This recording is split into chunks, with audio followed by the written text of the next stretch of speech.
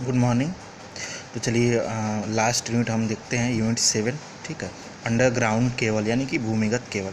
तो हमने कल इसका पीडीएफ प्रोवाइड करा दिया था सबको। इसमें सारे टॉपिक्स कुछ ज़्यादा समझने लायक है नहीं। ठीक है, ज़्यादातर थ्योरी है। एक दो टॉपिक है, जैसे आपका लूप टेस्ट है। ठीक है, तो वो समझने लायक है और उस पर न्यूमेरिकल। ठीक, तो ये थोड़ा सा आप लोग खुद से भी पढ़ सकते हैं, लेकिन मैं इसमें थोड़ा इंट्रोडक्शन दे देता हूँ।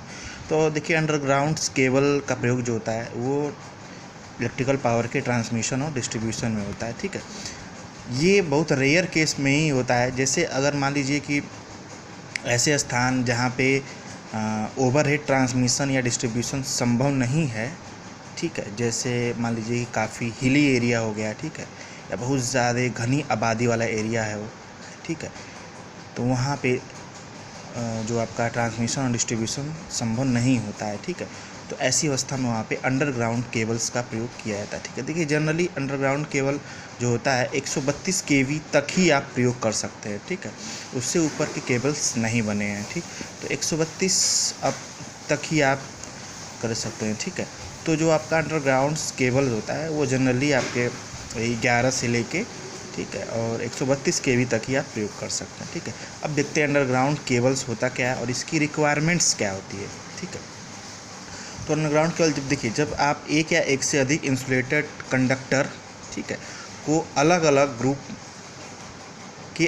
ग्रुप को एक साथ रखकर, यानी कि मान लीजिए कि बहुत सारे आपके पास लकड़ी है, मान लीजिए एक कंडक्टर के रूप में। ठीक है, तो एक ग्रुप बना लीजिए सबका एक अलग अलग। ठीक है, मान लीजिए एक में एक रहेगा, एक में दो, एक में तीन, ऐसे करके अंत में इन सबको एक साथ अगर मिला देंगे, ठीक है, तो ये आपका एक इंसुलेटर लेयर का निर्माण हो जाता है। ठीक है, और ऐसी संरचना जो होती है अंडरग्राउंड केबल्स कहलाती है। ठीक है, बहुत सारे पेन ले लीजिए एक साथ, ऐसे आप अपने हाथ में ऐसे पेन पकड़ लीजिए। ठीक है, तो ये जो संरचना होती है वो अंडरग्राउंड केबल की होती है। ठीक है, अंडरग्राउंड केबल में कंडक्टर के रूप में आप एल्युमिनियम और एनिलाइट कॉपर का प्रयोग करते हैं। एनिलाइट कॉपर जो होता है एक कॉपर की एक विशेषता है। ठीक है, जो जनरली आपके डिस्ट्रीब्यूशन और ट्रांसमिशन में जितने भी आपके कंडक्टर यूज होते हैं उसी में प्रयोग किया जाता है। ठीक है, तो जो आपके एनालाइट कॉपर होते हैं, एक कॉपर की विशेषता होती है, इस पर आप कॉपर की कोटिंग करते हैं। ठीक है, इसमें मान लीजिए एनालाइट जो होता है एनिलिंग से बना हुआ है। ठीक, एनिलिंग एक प्रोसेस होता है। ठीक है, एक टाइप्स होता है जिस पे आप किसी भी धातु पे पानी की परत चढ़ाते हैं। जैसे आपका सोने में होता है ना, सोने का पानी, जैसे सुनार के यहाँ जाएंगे, ठीक है, तो उसी प्रकार कॉपर पे एक परत चढ़ जाती है, कोटिंग की जाती है। ठीक है, तो यही ज़्यादा प्रयोग होता है। और जो उसका इंसुलेशन लेयर होता है, ठीक है, वो पीवीसी की होती है, पॉलीविनाइल क्लोराइड की। ठीक, तो अब देखते हैं अंडरग्राउंड केबल की बेसिक आवश्यकताएं क्या होती है, यानी कि कैसे ये अंडरग्राउंड केबल की रिक्वायरमेंट्स होती है, क्या ज़रूरी होता है इसमें। तो नंबर 1 है, कंडक्टर की साइज इस प्रकार होनी चाहिए कि यह स्पेसिफाइड लोड को बिना ओवर हीटिंग के सह सके। यानी कि आपकी कंडक्टर की साइज इस प्रकार होनी चाहिए कि ये विशिष्ट लोड जो भी आप इससे लोड जोड़े हैं, ठीक है, उसको ये बिना ओवर हीटिंग यानी गर्म किए, यानी वायर पर लोड अगर ज़्यादा होगा, यानी लाइन सर्किट पर लोड ज़्यादा होगा तो सर्किट हीट होता है, उसी प्रकार कंडक्टर भी हीट होगा, केबल्स भी हीट होंगे। ठीक है, और जो आपके वोल्टेज ड्रॉप होते हैं ओवर हीटिंग के कारण, ठीक है, उसको एक निश्चित लिमिट तक ये बनाए रखें। ठीक है, ये पहली आवश्यकता होगी। दूसरी है, जिस वोल्टेज लेवल के ये डिज़ाइन किया जाता है केबल, उसमें जो इंसुलेशन थिकनेस होता है, जो उस पर इंसुलेशन की परत चढ़ी होती है, वो बहुत प्रॉपर तरीके से होनी चाहिए। ठीक है, उसकी मोटाई जो होती है, बहुत थिकनेस जो होती है वो प्रॉपर तरीके से होनी चाहिए। ठीक है, ताकि जो आपका इंसुलेशन लेयर है वो हाई डिग्री ऑफ सेफ्टी को या रिलायबिलिटी को प्रदान कर सके। ठीक है, यानी किसी के शॉक लगने की खतरा ना रहे। ठीक है, लीकेज करंट बाहर ना आए। ठीक है, तीसरा है, चूँकि आप जानते हैं कि केबल्स जो होते हैं बिछाए जब जाते हैं तो वो रफ टफ तरीके से यूज किए जाते हैं। ठीक है, ऐसे ही खुले वातावरण में छोड़ दिए जाते हैं, गड्ढे की खुदाई होती है। ठीक, उसके बाद मज़दूर उसको आप गड्ढे में बिछाते हैं, तो बहुत रफ़ यूज होता है ये। ठीक है, ऐसा नहीं कि बहुत बचा के, नहीं, ऐसा नहीं, बहुत रफ़ यूज होता है। ठीक है, क्योंकि मज़दूरों को इतना ज्ञान होता नहीं है। ठीक है, कोई भी आप केबल्स है तो खुद ही इतना मजबूत होता है कि इसको रफ़ यूज किया जाता है। ठीक है, ऐसे ही छोड़ दिया जाता है कई कई दिनों तक, गड्ढे खोदते रहते हैं, फिर केबल बिछते रहते हैं। ठीक है, तो इसको बिछाते समय जो मैकेनिकल प्रोटेक्शन जो इसमें होता है वो प्रोवाइड कराने वाला। मैकेनिकल प्रोटेक्शन का मतलब जैसे मान लीजिए कि केबल है, ठीक है, तो उस पर फावड़ा कुदाल जो भी है इसकी इंजरी भी आ सकती है। ठीक है, या होता बहुत भारी भारी अगर केबल्स होते हैं बहुत ज़्यादा वेट के, तो इसको क्रेन द्वारा उठा के और बिछाया जाता है। ठीक है, क्योंकि ये मज़दूरों द्वारा उठाया जाना संभव नहीं है। ठीक, तो ये आपकी जो होती है मैकेनिकल प्रोटेक्शन प्रोवाइड करनी चाहिए। ठीक है, यानी कि कितना भी आप रफ तरीके से यूज़ कर लें, ठीक, तो इसमें किसी प्रकार की मैकेनिकल इंजरी नहीं होनी चाहिए। ठीक, लास्ट है केबल के निर्माण के समय प्रयोग किए गए जो आपके मटेरियल्स होते हैं, ठीक है, वो केबल को केमिकल और फिजिकल स्टेबिलिटी प्रदान। केमिकल का मतलब जो चूँकि ये अंडरग्राउंड्स होते हैं, तो इसमें ज़मीन के अंदर जो आपके विभिन्न प्रकार के एसिड्स या एल्कलाइंस जो केमिकल होते हैं इनको क्षति पहुंचाते हैं। ठीक है, तो ये आपके होगा केमिकल फिजिकल स्टेबिलिटी इसको प्रदान होनी चाहिए। ठीक है, अब देखते हैं जो आपकी पीवीसी की कोटिंग होती है, इंसुलेटिंग मटेरियल की रिक्वायरमेंट्स क्या है। ठीक है, यानी कि जो उस पर कोटिंग की जाती है वो किस लिए की। ठीक है, पहला है केबल का इंसुलेशन रेजिस्टेंस हाई होना चाहिए। ठीक है, इंसुलेशन रेजिस्टेंस आप लोगों ने पढ़ा होगा मेजरमेंट में।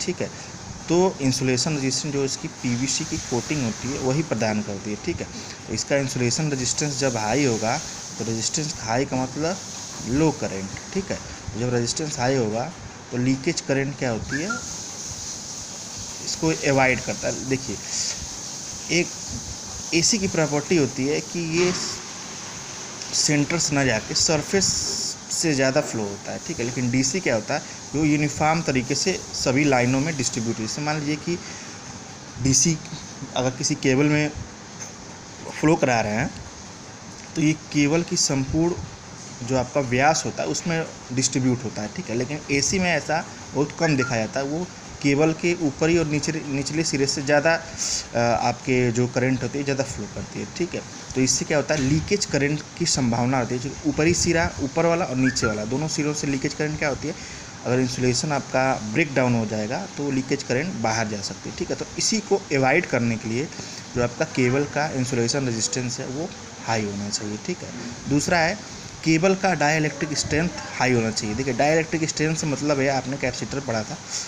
ठीक है, तो कैपेसिटर में जो जानते हैं एक पॉजिटिव नेगेटिव के प्लेट में एक डाइलेक्ट्रिक मटेरियल का प्रयोग, जैसे सेरेमिक हुआ, पेपर हुआ, माइका हुआ, ये डाइलेक्ट्रिक का काम करते हैं।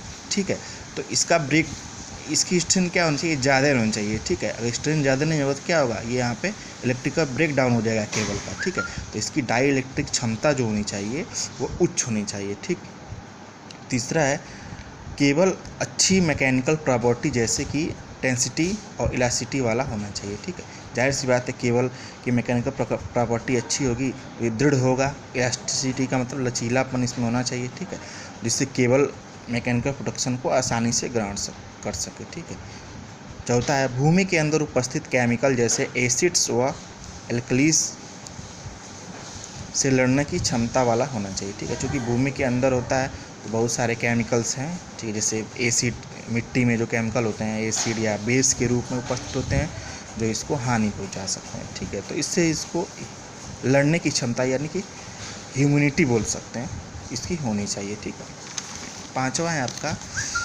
नॉन इन्फ्लेमेबल यानी कि अज्वलनशील होना चाहिए। ठीक है, ऐसा नहीं है कि आग लग जाए तो पूरी केबल जल, ऐसा नहीं होता है। अगर शॉर्ट सर्किट होता है तो जहाँ शॉर्ट सर्किट होगा उसकी थोड़ी सी दूरी पर बस नुकसान होता है, वो अपने आप आग बुझ जाती है। ठीक है, किसी भी केबल आप घरों में जो वायर यूज़ करते हैं उसको कभी माचिस से जला के देखिएगा, वो आग नहीं पकड़ता है। ठीक है, थोड़ा सा जलेगा फिर बुझ जाएगा। तो ये क्या होता है, अज्वलनशील होना चाहिए। ज्वलनशील होगा क्या होगा, पूरा सर्किट ही जल जाएगा, पूरा आग ऐसे फैलती चली जाएगी। ठीक है, तो आपके जो केबल्स होते हैं वो कुछ इस प्रकार डिजाइन किए जाते हैं कि अगर in the case short circuit हो, ठीक है, तो ये पूरा केबल ना जले, थोड़ा सा जहाँ शॉर्ट सर्किट होता है उसको थोड़ी सी दूरी पे जलता है फिर अपने आप बुझ जाता है। ठीक, छठवां है लो कोएफिशिएंट ऑफ थर्मल एक्सपेंशन। ठीक है, यानी कि थर्मल एक्सपेंशन का मतलब टेम्परेचर के साथ इसमें वृद्धि। ठीक है, ये आपकी नहीं होनी चाहिए, ठीक है। अगर थर्मल एक्सपेंशन होगा पीवीसी कोटिंग क्या होगी, ब्रेक डाउन कर जाएगी, ठीक। गर्म थर्मल का मतलब तापी, ठीक। तो चूँकि ज़मीन के अंदर होता है वहाँ भी टेम्परेचर की इशू होती है, और चूँकि हाई वोल्टेज वाला ये केबल्स होते हैं तो इसमें जो आपकी हीटिंग के कारण थर्मल एक्सपेंशन होते हैं वो नहीं होने चाहिए, ठीक है। नहीं तो पीवीसी क्या होगी, पीवीसी क्या होगी, फैल के टूट जाएगी, ठीक है। सातवां आया नॉन हाइग्रोस्कोपिक होनी चाहिए, यानी कि आर्द्रताग्राही, क्योंकि आप जानते हैं कि ये ज़मीन के अंदर होता है, और ज़मीन के नीचे कोई भी पदार्थ अगर ज़मीन के नीचे है तो उसकी डाइलेक्ट्रिक स्ट्रेंथ यानी कि क्षमता होती है डाइलेक्ट्रिक स्ट्रेंथ, वो नमी के साथ कम होती जाती है, ठीक है। तो ये केबल्स जो होते हैं वो आर्द्रताग्राही होने चाहिए, ठीक है। अब आगे बढ़ते हैं क्लासिफिकेशन ऑफ केबल्स। देखिए केबल्स को मुख्यतः उसके ऑपरेटिंग वोल्टेज के आधार पर बांटा जाता है, ठीक है। ऑपरेटिंग वोल्टेज के आधार पर केबल ये 5 प्रकार के हमने डिसाइड किए हैं, तो आपको 2 ही पढ़ना है, लो वोल्टेज हाई वोल्टेज, ठीक। देखिए लो वोल्टेज केबल एलटी जिसको बोलते हैं, ये जनरली 1000 वोल्ट या 1 केवी तक डिजाइन के लिए बने होते हैं, ठीक है। दूसरा है हाई वोल्टेज यानी एसटी केबल, ठीक है। एसटी केबल जो होते हैं वो ऑपरेटिंग वोल्टेज 11000 वोल्ट और 11 केवी तक, ठीक है। सुपर टेंशन केबल होते हैं ये 33000 तक बने होते हैं, ठीक है। एक्स्ट्रा हाई टेंशन ईएसटी ये आपके 66,000 तक, ठीक है, यानी कि 66 केवी। और एक्स्ट्रा सुपर वोल्टेज केबल ये 132 से बियॉन्ड यानी कि 132 तक ही सीमित है, इससे ज़्यादा नहीं, ठीक है। तो ये आपके केबल्स के प्रकार हो गए। इसमें आपको 2 ही प्रकार पढ़ने हैं, लो वोल्टेज केबल और हाई वोल्टेज केबल, ठीक है। लो वोल्टेज केबल की कंस्ट्रक्शन देखेंगे आगे। इसकी कंस्ट्रक्शन चूँकि लो वोल्टेज पे कंस्ट्रक्शन इसका कुछ खास नहीं डिज़ाइन किया जाता, लेकिन हाई वोल्टेज का आपका कंस्ट्रक्शन अच्छा होना चाहिए, ठीक है। तो इसको ज़्यादा हम पढ़ेंगे हाई वोल्टेज का, ठीक है। तो देखते हैं लो वोल्टेज केबल क्या होता है। ये देखिए ऐसे केबल जिनका प्रयोग अभी बताया हमने 1 केवी तक के ऑपरेटिंग वोल्टेज के लिए किया है, तो एलटी केबल्स कहलाते हैं, ठीक है। और ये चूँकि इसमें निम्न वोल्टेज केबल होते हैं तो इसमें इलेक्ट्रोस्टैटिक स्ट्रेस जो होता है, इलेक्ट्रोस्टैटिक मतलब वैद्युत स्थिर, स्ट्रेस मतलब खिंचाव, ठीक है।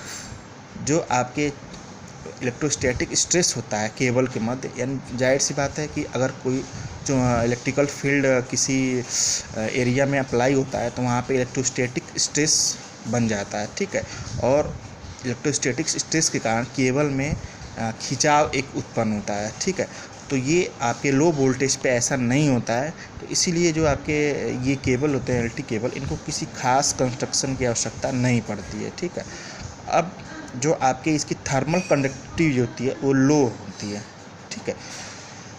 आगे केबल में इंसुलेटिंग मटेरियल के रूप में यानी कि जो उस पर कोटिंग की जाती है पीवीसी की, वो इम्प्रेगेटेड पेपर होता है, वर्निश्ड कैम्ब्रिक होता है, वैक्लनाइज्ड रबर या बिटुमिन का प्रयोग किया जाता है। ये एक पीवीसी कोटिंग के प्रकार है, ठीक है। ये इंसुलेशन मटेरियल है, ठीक है, वो यूज किए जाते हैं, ठीक है। एलटी केबल जो होता है वो आपके सिंगल कोर या मल्टी कोर प्रकार के हो सकते हैं, ठीक है।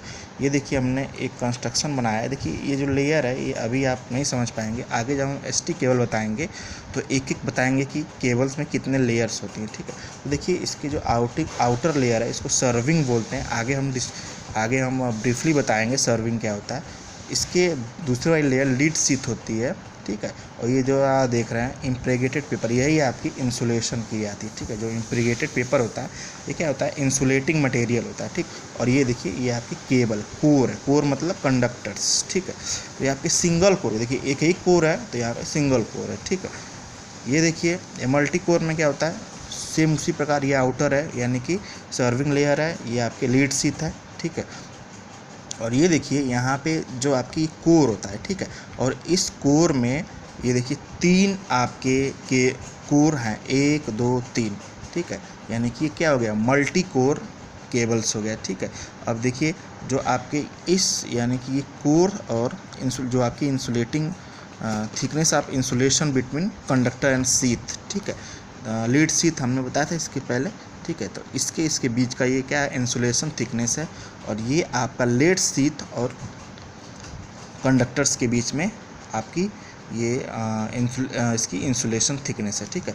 तो ये जो लेयर्स होते हैं serving, lead sheet, impregnated paper core, बहुत सारे लेयर्स होते हैं। ये लो टेंशन में केवल 3 ही प्रकार में इसके दो ही प्रकार हैं, आपके सिंगल कोर हो सकता है या मल्टी कोर हो सकता है, ठीक है।